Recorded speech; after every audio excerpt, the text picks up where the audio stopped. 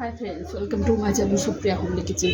আজ আমি আপনার কাছে নিয়ে এসেছি পালং শাক, বেগুন, কুমড়ো দিয়ে তরকারি। তো তার জন্য আমি কড়াইতে তেল দিয়ে দিলাম।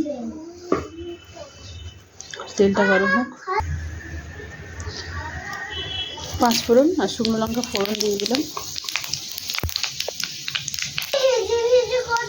বেগুন আর কুমড়োটা দিয়ে দেবো। এটা ভালো করে কষিয়ে করছি।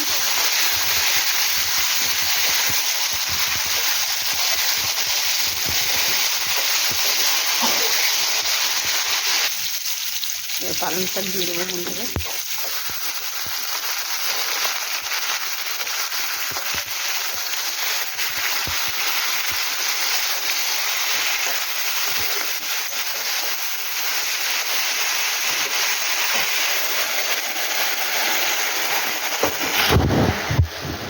তো বন্ধুরা দেখুন পালং শাক থেকে কত জল বেরিয়েছে। এবার আমি এখানে টমেটো দিয়ে দেবো। হাফ টমেটো দিলাম, কাঁচা লঙ্কা কুচি দিয়ে দিলাম।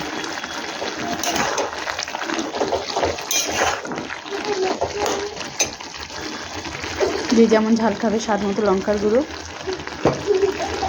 স্বাদ মতো হলুদের গুঁড়ো, আর কুচি করে রাখা চিংড়ি মাছ। পরে ফিরছি। তো বন্ধুরা দেখুন এবার আমি নুন দিয়ে দেবো, স্বাদ মতো নুন দিয়ে দিলাম। অল্প করে নুনটা দিলাম। এবার জলটা ভালো করে শুকনো করবো।